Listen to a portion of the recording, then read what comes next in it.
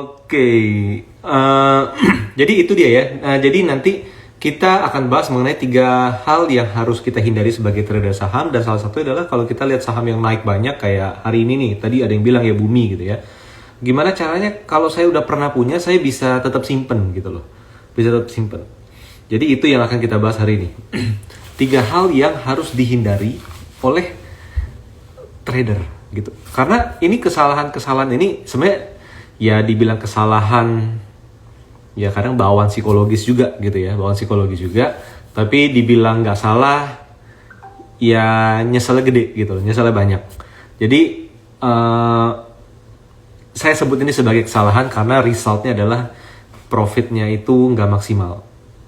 Nah, teman-teman, sebelum saya bahas mengenai 3 kesalahan tersebut, teman-teman harus coba ini ya, coba disamakan dulu persepsinya bahwa kita kalau jadi trader, kita itu kan pengen untungnya itu lebih optimal gitu ya, lebih optimal. Jadi ya kan enak dong kalau saya beli saham, sahamnya bisa naiknya konstan, dan akhirnya returnnya itu ya seperti yang teman-teman di luar sana ngomong gitu loh, beggar.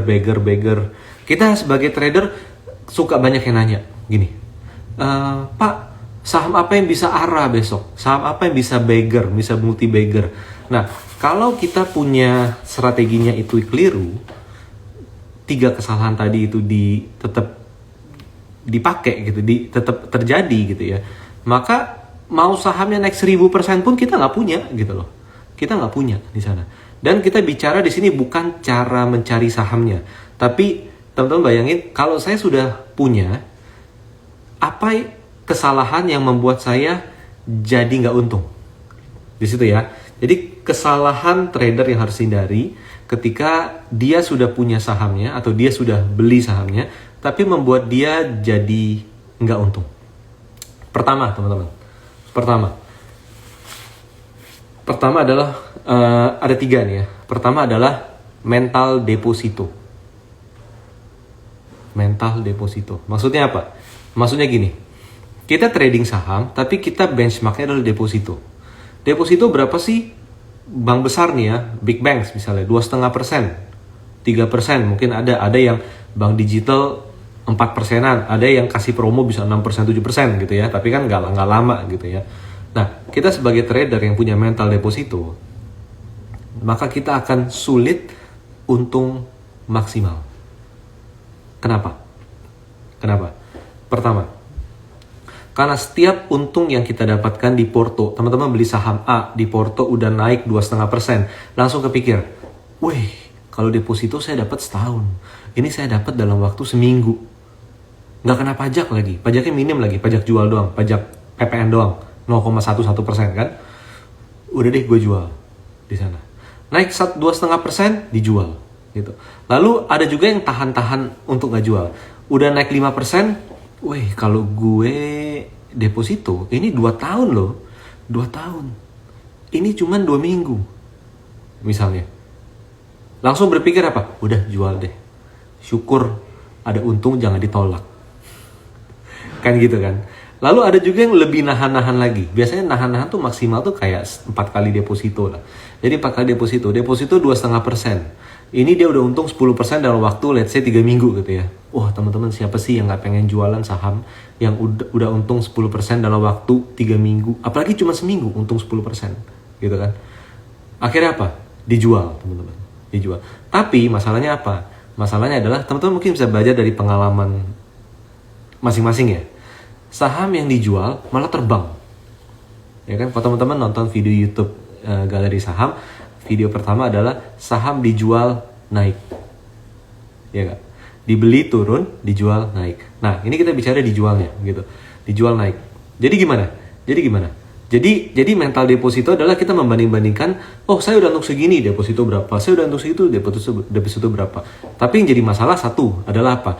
Anda deposito uangnya mungkin 100 juta. Tapi ketika beli saham, uangnya 10 juta. Misalnya gitu ya. Jadi mau 4 kali, 5 kali deposito, tetap nominalnya nggak sebanding sama deposito yang Anda taruh gitu loh. Di sana juga. Jadi akhirnya apa? Akhirnya ya pada dasarnya bisa jadi uang sedikit itu bisa jadi setengah uang yang Anda biasa taruh deposito. Misalnya 10 juta bisa jadi 30 juta misalnya ya, really ya. Tapi karena ngitung-ngitungnya bandingin sama deposito, ya nggak jadi untung gede gitu loh. Nggak jadi untung gede. Itu yang pertama. Oke? Itu yang pertama. Mental deposito. Kedua apa? Yang kedua adalah musuhnya dari mental deposito. Yaitu apa? Mental properti. Ada apa ini? Jadi, kalau sudah untung, yang diingat deposito. Tapi kalau ternyata nggak jadi untung, merugi, mentalnya jadi mental properti. Ada yang sudah beli properti di sini? Ada yang punya rumah di sini? Ada yang punya investasi properti di sini? Apa yang teman-teman bayangkan? Ya udahlah, saya udah beli, nggak bisa dijual, ya saya sewain aja lah. Kayak gitu. Atau udah dibeli, tahu-taunya tahu-taunya harga pasaran turun, ya udahlah, setidaknya kalau properti kan kita punya fisiknya, ada rumahnya, beda kayak saham, barangnya nggak kelihatan, gitu. Akhirnya apa teman-teman? Akhirnya rugi sebanyak-banyaknya disimpan. Dan mental properti adalah apa? Anda beli rumah 2 miliar, pasaran lagi di 1,5 M. Ada nggak? Kan katanya properti harga selalu naik. Enggak, kata siapa? Jualan developer selalu naik. Tapi udah Anda beli, urusan beda. Kan gitu kan? Urusan beda. Beli rumah 2M, pasaran lagi di 1,5 M. Akhirnya gimana? Ketika ada orang yang nawar beli, enggak, saya mau jualnya 2,1 M. Saya mau jualnya untung dong. Saya nggak mau jual rugi. Saya harus jual untung. Tapi ini ada yang nawar ya segini Pak, gimana dong? Ya udah simpen aja properti ini. Nanti juga lama-lama naik. Gitu. Di saham juga dilakukan hal yang sama. Saham yang dibeli nggak jadi untung, malah turun, simpen aja. Gitu. Simpen aja. Nanti juga naik lagi. Gitu ya teman-teman. Teman-teman coba perhatikan sudah berapa tahun ini, mungkin udah 5 tahun, 7 tahun, harga properti banyaknya gimana gitu. Ada nggak daerah yang naik? Ada gitu ya, yang naik juga ada. Tapi yang stagnan atau turun ada juga. Saham juga sama teman-teman, ada saham yang naik, ada saham yang turun. Nah, kelebihan dari saham itu apa sih teman-teman? Jadi gini, kita di properti itu mau beli gampang, mau jual susah. Setuju nggak? Mau beli mah gampang, gitu loh.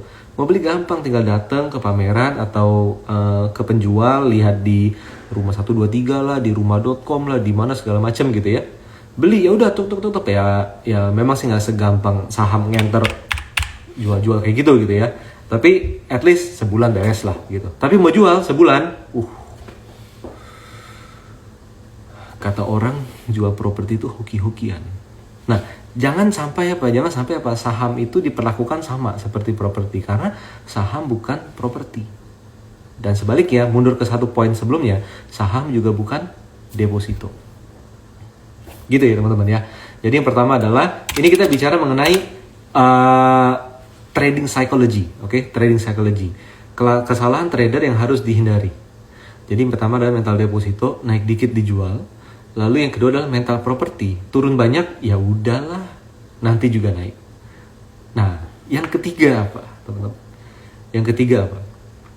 Yang ketiga adalah mental dagang. Nggak salah, gitu, nggak salah. Karena ada sedikit bersinggungan dengan mental deposito. Bahwa apa? Pedagang itu prinsipnya apa sih? Barangnya harus fast moving dong. Harus fast moving dan untung dikit nggak apa-apa, yang penting muternya cepet. Setuju nggak? Untung dikit nggak apa-apa, yang penting muternya cepet. Untungnya lebih dikit nggak apa-apa, asal muternya lebih cepet. Kan seperti itu kan? Akhirnya apa teman-teman? Akhirnya teman-teman kalau lagi trading itu bisa beli, jual. Yes kalau punya waktu, nggak salah loh. Tapi yes kalau punya waktu. Tapi kalau misalnya lagi kerja gitu ya, beli, jual, nggak bisa. Gitu kan? Lagi meeting, beli, jual. Di pesawat, beli, jual. Lagi berenang, ya gitulah, pokoknya gitu ya. Nah, itu nggak bisa teman-teman, mental dagang. Nah, pertama adalah saham bukan barang dagangan. Ini agak aneh nih. Padahal katanya pedagang saham, tapi enggak, trader tuh beda. Trader saham tuh beda sama pedagang di Mangga 2, di Tanah Abang, di pasar dan lain sebagainya. Totally different teman-teman. Kenapa? Karena barang dagangan biasanya, biasanya harganya stabil. Ambil di sini, jual di sini. Minggu depan ambil di sini, jual di sini. Ambil di sini, jual di sini. Spreadnya dikit nggak apa-apa, yang penting sering. Tahu ngebuangnya di mana? Kan seperti itu. Itu dagang ya. Tapi kalau saham, naik, turun, seperti itu. Gitu. Kalau kita terpancing untuk pokoknya trading, untung dikit nggak apa-apa, udah 2% nggak ada masalah, 1,5% nggak ada masalah, fee-nya juga 0,2%, misalnya gitu loh. Misal seperti itu. Nah, itu nggak bisa, kenapa? Naik, turun, itu nggak bisa. Gitu. Oke? Dan yang kedua adalah barang dagangan tidak ada yang punya karakter, sangat sedikit ya. Sangat sedikit yang punya karakter seperti saham yang bisa naik terus. Naik. Nih Pak Antoni Kawi, di belakang siapa tuh Pak? Wih. Enggak, Pak sendiri kok. Oke? Jadi naik seperti ini. Itu nggak bisa didagangin teman-teman. Itu harus disimpan. Di sana. Harus disimpan. Itu yang pertama. Kedua, mental dagang nih ya. Apalagi? Mental dagang adalah kalau saya mau dapat harga murah, saya naikin order saya. Yang tadinya 1 kontainer, saya naikin jadi 2 kontainer. Lu kasih gue murah dong, gue udah beli 2 kontainer lu sama you. Bukan 1 lagi nih, saya mau beli 2. Turunin harga. Nah akhirnya apa? Turunin harga jual sama, margin lebih gede. Ya kan? Margin lebih gede. Saham bisa nggak? Anda mau beli saham lebih banyak, harga turun atau naik? Itu pertanyaannya. Kalau saya beli saham 10.000 lot versus saya mau beli saham 30.000 lot, kira-kira di bid offer itu saya jadinya menaikkan harga atau menurunkan harga? Kebalik lo sama dagang. Kalau saya beli 10.000 pieces versus 30.000 pieces, saya akan minta dia diskonin saya. Tapi kalau di saham, saya mau beli 10.000 lot versus 30.000 lot, itu beda cerita, harga malah naik. Gitu ya teman-teman ya. Nah, mental dagang ini nggak salah teman-teman. Saya nggak menyudutkan dagang, bukan gitu loh. Cuma maksudnya dalam hal kalau misalnya harga saham bisa naik nih misalnya 25%. Daripada kita tektok, ya kenapa nggak kita beli simpen? Gitu loh. Yang penting teman-teman ngerti trennya itu gimana. Trennya itu gimana. Kayak gitu ya, kurang lebih gitu ya.